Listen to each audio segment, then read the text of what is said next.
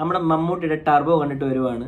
Mithun manual Thomas എഴുതി വൈശാഖ് സംവിധാനം ചെയ്ത പടമാണ് ടർബോ. മിഥുൻ മാനുവൽ തോമസിന്റെ ഇന്റർവ്യൂസും ആളുടെ റൈറ്റിംഗ് സ്റ്റൈലൊക്കെ നമുക്ക് നന്നായിട്ട് അറിയാം. ആളെപ്പോഴും ഒരു ത്രില്ലറിന്റെ സ്വഭാവമായിരിക്കും ആളുടെ പടങ്ങളെല്ലാം. ഇതൊരു ആക്ഷൻ കോമഡി ത്രില്ലർ ആണെന്നാണ് നമ്മളോട് പറഞ്ഞത്. പക്ഷേ ഇതിനകത്ത് ത്രില്ലർ എലമെന്റ് ഒന്നും ഇല്ല, നമുക്ക് പ്രിഡിക്റ്റ് ചെയ്യാവുന്നതേ ഉള്ളായിരുന്നില്ല. ഒരു 5-6 കോമഡി ഒഴിച്ചാൽ ബാക്കി അങ്ങനെ സ്പെഷ്യൽ കോമഡി ആയിട്ടൊന്നും നമുക്ക് തോന്നിയില്ല.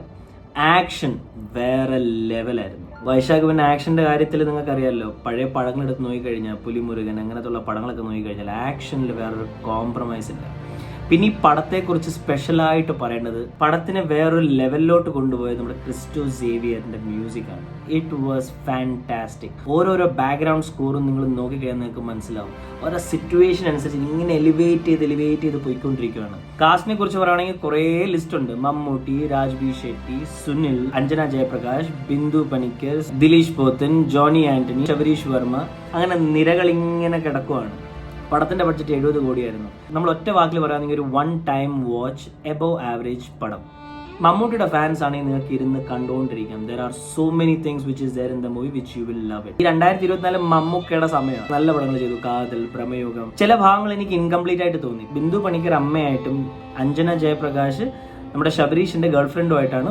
അഞ്ജന ജയപ്രകാശിന്റെ കുറച്ച് ഇമോഷൻസ് ഒക്കെ കുറച്ചും കൂടെ ഒക്കെ ആകാമായിരുന്നു ഞാൻ ചിന്തിച്ചു. മമ്മൂക്ക എന്ന് പറയുമ്പോഴത്തേക്ക് പണ്ടത്തെ നമ്മുടെ തൊമ്മനും മക്കളിലൊക്കെ ആ ഒരു മമ്മൂക്ക ആക്ച്വലി ഇതൊരു ഡയറക്ടർ പോയിന്റ് ഓഫ് വ്യൂലാണ് അഭിനയിച്ചേക്കുന്നത്. സ്വന്തമായിട്ടുള്ള ക്രിയേറ്റിവിറ്റി ആയിട്ടൊന്നും ഇട്ടതായിട്ടോ അല്ലെങ്കിൽ സ്വന്തമായിട്ടുള്ള സ്പെഷ്യൽ ആക്ടിങ്ങോ ആ ഒരു ക്യാരക്ടറോ ഒന്നും ഞാൻ കണ്ടില്ല. മമ്മൂക്ക എൻറ്റയർലി വൈശാഖിന്റെ പോയിന്റ് ഓഫ് വ്യൂവിലുള്ള ഒരു ആക്ടിങ് ആയിരുന്നു ചെയ്തതെന്നാണ് എനിക്ക് തോന്നുന്നത്. കുറെ നാളുകൾക്ക് ശേഷം നല്ലൊരു വില്ലൻ റോളാണ് നമുക്ക് മലയാളം ഇൻഡസ്ട്രിയിൽ രാജ്ബി ഷെട്ടിയുടെ ത്രൂ കിട്ടിയേക്കുന്നത്. പണ്ടത്തെ രഞ്ജി പണിക്കർ മൂവീസിലൊക്കെ നമ്മൾ കുറെ നല്ല വില്ലൻസിനെയൊക്കെ കണ്ടിട്ടില്ലേ, അതേപോലെ നല്ലൊരു പവർഫുൾ വില്ലൻ അതായിരുന്നു രാജ്ബി ഷെട്ടി. ഒരു എബവ് ആവറേജ് മൂവിയാണ്. നമുക്ക് 5-ൽ ഒരു 3.5 കൊടുക്കാം. ഫാമിലി ആയിട്ട് പോയിരുന്ന് കാണാം. പക്ഷെ മ്യൂസിക് എൻ്റെ പൊന്നോ പിന്നെയും പറയേണ്ട ഒരു കാര്യമാണ്. It was fabulous. പിന്നെ മമ്മൂക്കയുടെ ഡ്രൈവിങ് ചിലതൊക്കെ CGI ആയിരിക്കാം, ചിലതൊക്കെ ഡ്യൂപ്പ് ആയിരിക്കാം. പക്ഷെ ഒരു ബോളിവുഡ് മൂവി, ഒരു തമിഴ് മൂവി കണ്ടുകൊണ്ടിരിക്കുന്ന ഒരു ഫീലിംഗ് ആയിരുന്നു. കാർ ചേസിംഗ് എന്നൊക്കെ പറയുന്നത് ഇറ്റ് വാസ് ഷോട്ട് ഫാന്റാസ്റ്റിക്കലി. സിനിമാറ്റോഗ്രഫി ഒക്കെ സൂപ്പർബ് ആയിരുന്നു. പിന്നെ ഈ പടത്തിനൊരു ടൈലന്റ് ഉണ്ട്. അത് നിങ്ങൾ ഞാൻ സ്പോയിലർ ചെയ്യാൻ പറയുന്നില്ല, നിങ്ങൾ തിയേറ്ററിൽ പോയി കാണുക. അത് നമുക്ക് ഭയങ്കരമായിട്ട് ഇഷ്ടപ്പെടും. ചിലവർക്ക് അത് ക്ലീഷേ ആയിട്ട് തോന്നാം, പക്ഷെ എനിക്ക് ഇഷ്ടപ്പെട്ടു പടം. അപ്പോൾ നിങ്ങൾ എന്തായാലും തിയേറ്ററിൽ പോയി ഒരു 1 ടൈം വാച്ച് ആണ്. ഈ പടത്തിന്റെ ആ സ്ക്രിപ്റ്റിലുള്ള ഡെപ്ത് ഒന്നും നോക്കാതെ ഒരു കമേഴ്ഷ്യൽ മാസ് മസാല മൂവി ആയിട്ട് പോയി കാണുക.